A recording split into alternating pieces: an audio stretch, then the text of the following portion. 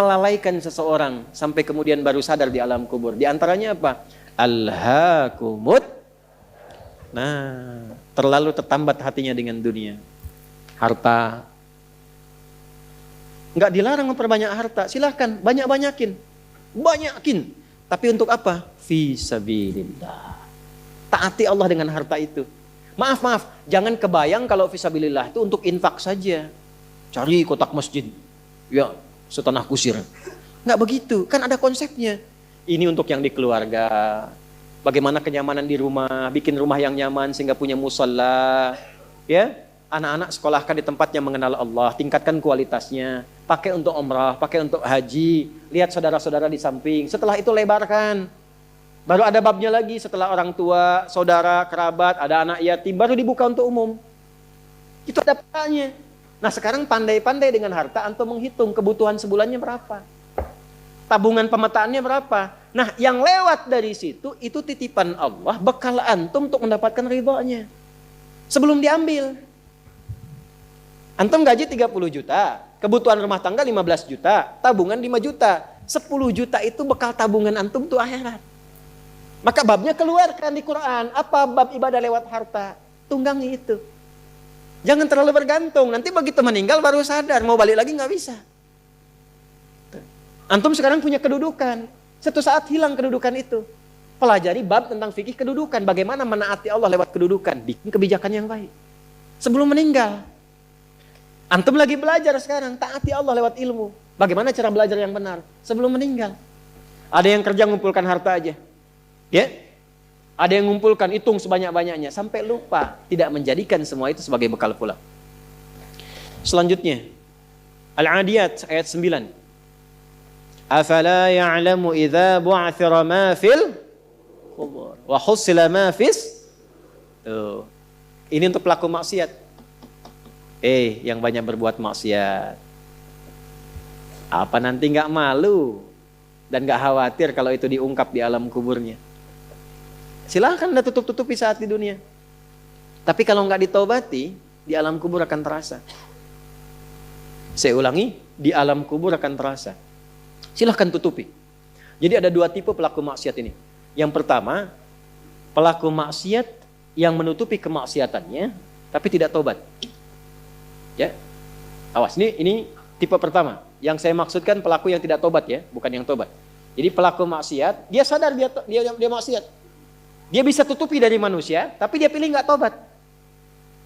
Nah ini nanti akan diungkap di alam kubur dan diberikan satu muqaddimah azab nerakanya.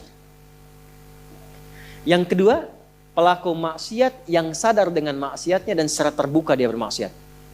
Karena merasa kuat dengan menunaikan atau mengerjakan perbuatan maksiat itu. Ya. Nah itu dua tipe seperti itu. Turunlah kemudian surah Al-Adiyat ini salah satunya. Afala ya'lamu idza bu'athira ma fil qubur wa husila ma fis, akan diungkap suatu saat nanti. Kalaupun Anda tutupi. Tapi bagi yang terakhir, perhatikan baik-baik.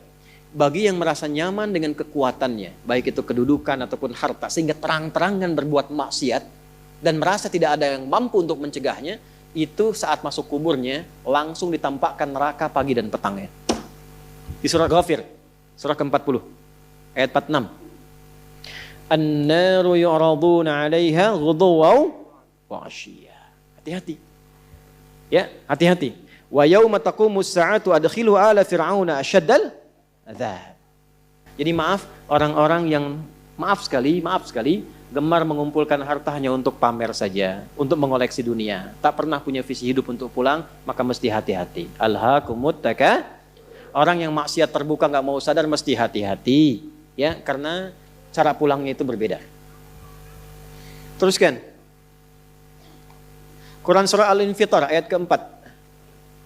Ketiga, kan 8 ya semua ya. Wa idzal quburu bu'thirat. Al-Infitar ayat keempat. Apabila yang dikubur itu sudah terungkap, terbuka semua. Maksudnya selesai. Terbelah. Ini kiamat. Jadi dikubur pun gak selamanya. Ya. Ada yang pengen abadi di alam kubur? Tidak, gak selamanya. Ya. Jadi kalau yang nikmat di alam kubur tadi, kan diberi kenikmatan ya. kenikmatan pembuka. Itu cuma mukadimah aja Pak Bu. Insya Allah nanti kalau sudah masuk kubur, ya insya Allah mudah-mudahan dimuliakan. Itu kalau dapat kemuliaan, itu cuma pembuka. Itu cuma pembuka saja, mukadimah saja. Diberi kenikmatan melimpah, enak, istirahat, nyaman dan macam-macam, ya. Itu cuma pembuka aja. Nanti satu masa selesai di situ. Wa idzal quburu bu'tsirat. Selesai semuanya, balik kita ke alam lain, puncaknya ke akhirat. Nah, ayat ini Al-Infitar ayat yang keempat ingin menegaskan di alam kubur pun tidak abadi, pindah. Oh, berarti yang pelaku maksiat tadi menyimpulkan, gak apa-apa kan cuma sementara mimpinya bangun. Iya, Cepi, cuma saat bangun lebih dahsyat. Jadi yang dimimpi keluar semua. Ya. Ya. Terus, Quran surah Abasa. Ya, surah 80 ayat 21. Baik, pelan-pelan. Kalau tadi kan sudah diungkap ya, di kuburnya bagaimana, nikmatnya bagaimana, bahayanya bagaimana yang mengancam. Nah, sekarang kita akan masuk ke kubur tidak? Akan masuk tidak? Nah, maka di Abasa ini diingatkan. Quran surah 80 ayat 21. Thumma amatahu fa'aqbarah. Orang yang hidup itu satu saat pasti akan diwafatkan. Kalau sudah wafat akan dikuburkan. Di semua kita tidak ada yang bebas dari penungguan di alam kuburnya. Tadi tunggu. Ini, CAQ semua kan? Calon alam kubur. Kita akan masuk nih. Jadi Allah sadarkan mumpung masih hidup, dari dua kejadian tadi, ambil ibrahnya, siapkan diri kita, karena kita nggak akan bisa menolak kematian. Kalau sudah wafat, pasti dikubur. Teruskan dulu ya, kita agak cepat. Al-Mumtahanah ayat 13. Sudah? Ini nyambung semua ayatnya, indah sekali.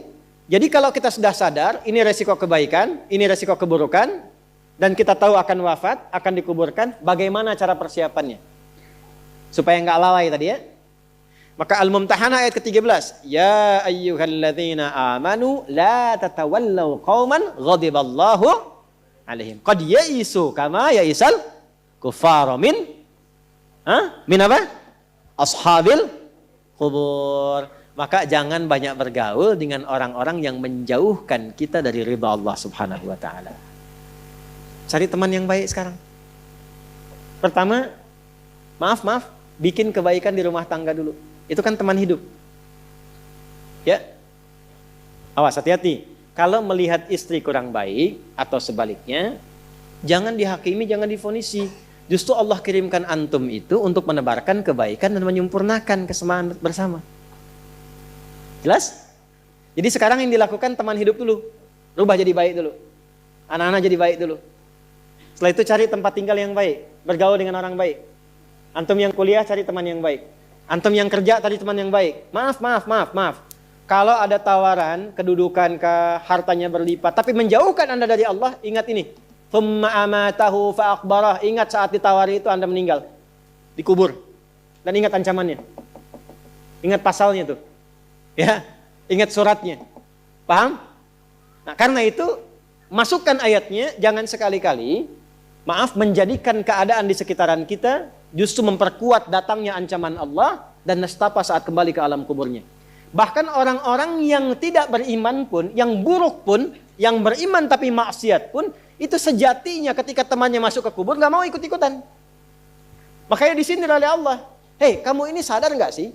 Orang yang mengajak kamu maksiat itu, lihat temannya meninggal pun, temannya wafat pun, dia nggak pengen ikut. Kadang-kadang dia abaikan. Coba lihat, ya ada pimpinan misalnya tingkat tertinggi, lihat anak buah bawahnya misalnya, menjalankan tugas bahkan dari dia untuk berbuat salah, berbuat maksiat. Ya, apakah mengedarkan narkoba atau misalnya membackingi kegiatan yang tidak baik. Lalu tiba-tiba dia wafat, apakah peduli atasannya? Tidak. Yang ada yang terjadi, jangan bawa-bawa atasan, padahal dia yang nyuruh. Terus Anda mau jadikan teman yang seperti itu? Dia pada kawannya saja nggak bertanggung jawab. Dengan imannya saja dia nggak peduli. Kalau dia dengan Allah saja nggak peduli, kenapa Anda dia jadikan teman? Dan kenapa Anda menjadikannya dia teman? Kalau bahasa anak sekarang tuh begini, Allah aja dia gituin, apalagi kamu. Ya kan? Ya, Nabi aja dia cuekin, apalagi kamu kan? Ini peringatan Quran, ini bukan dari saya. Ini peringatan Quran. Jangan sekali-kali, Anda dimanapun, Anda berdinaskah, tugas formal. Anda berdagangkah, jangan berteman dengan orang menyimpang. Karena saat Anda susah pun yang akan peduli. Temannya aja yang sama-sama berbuat menyimpang, dia sisihkan, apalagi Anda. Paham? Teruskan. Quran surah ke 35 Fatir ayat 22. Wa ma yastawil ahya'u wal amwat. Innallaha yasma'u man yasha' wa ma anta bimusmi'in man fil qubur.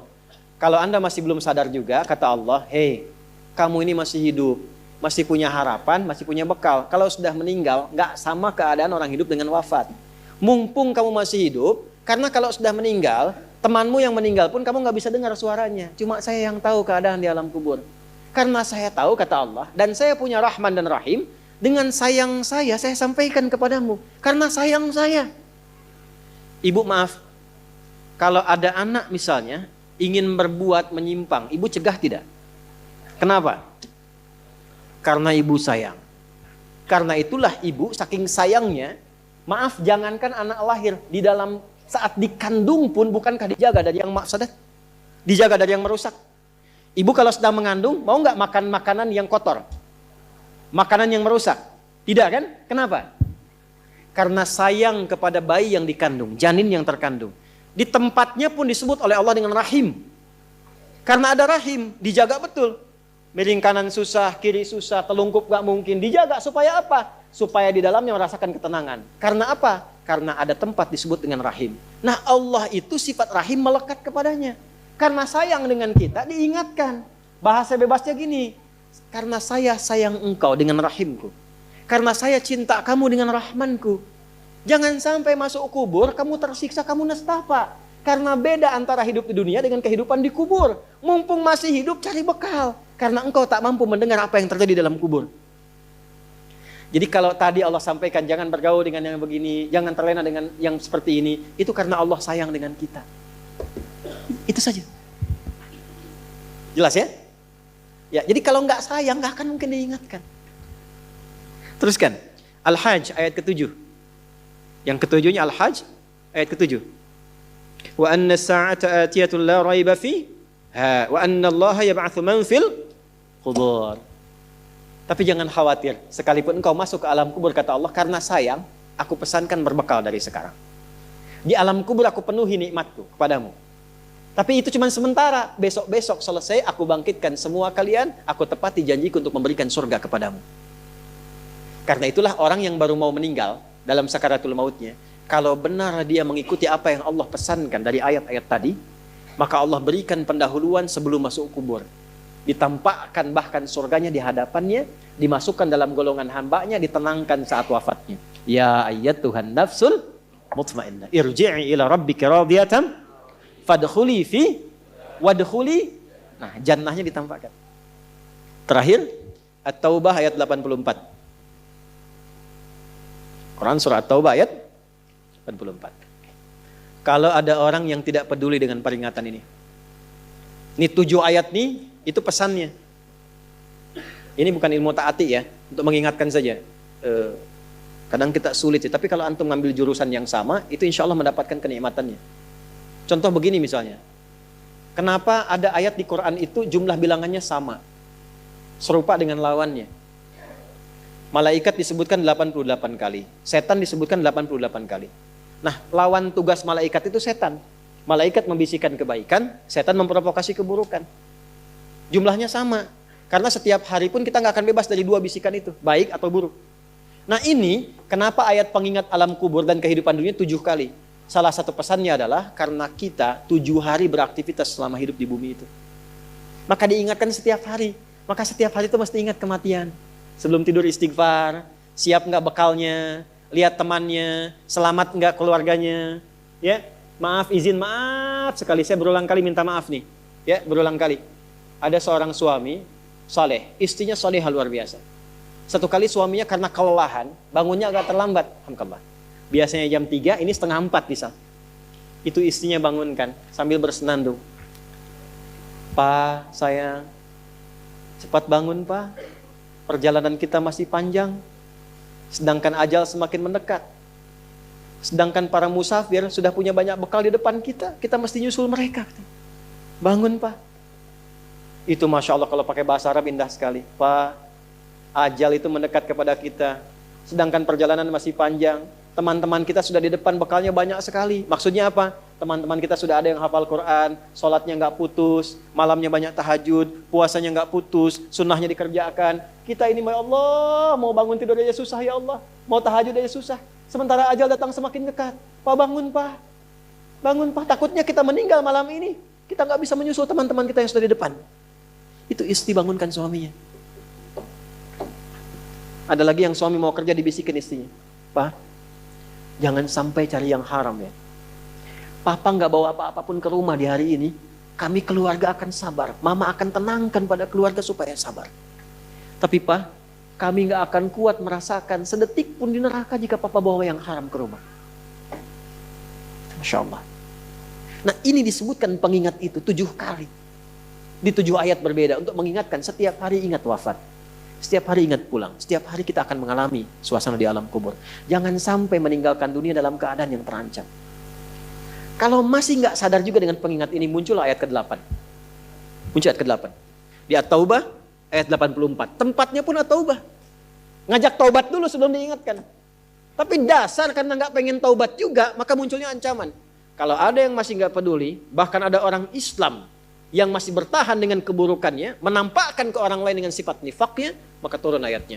Wala tusalli ala ahadim minhum mata abada. Wala taqum ala qabri.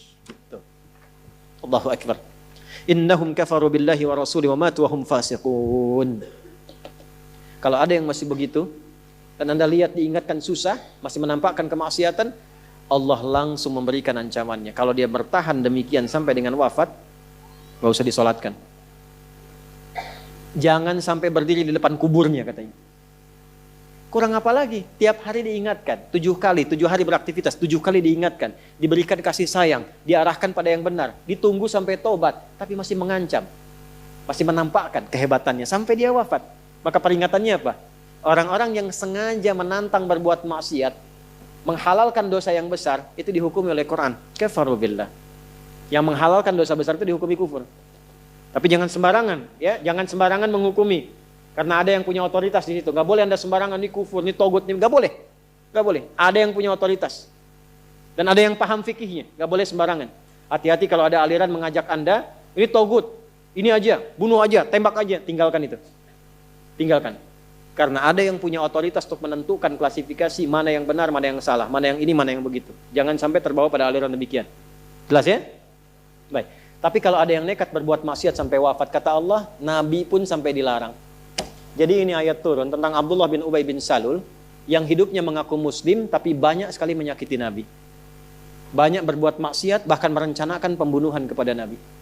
Ditampakkan oleh Allah, begitu Nabi ingin menampakkan sisi kemanusiaan dengan menyolatkannya, turunlah ayat ini. Jangan disolatkan Muhammad. Jangan disolatkan. Biarnya sama teman-temannya.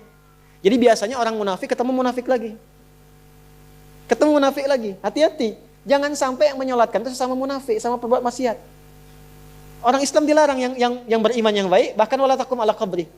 Ke kuburnya pun jangan diantar. Jangan berdiri di depannya. Jangan sampai terancam demikian.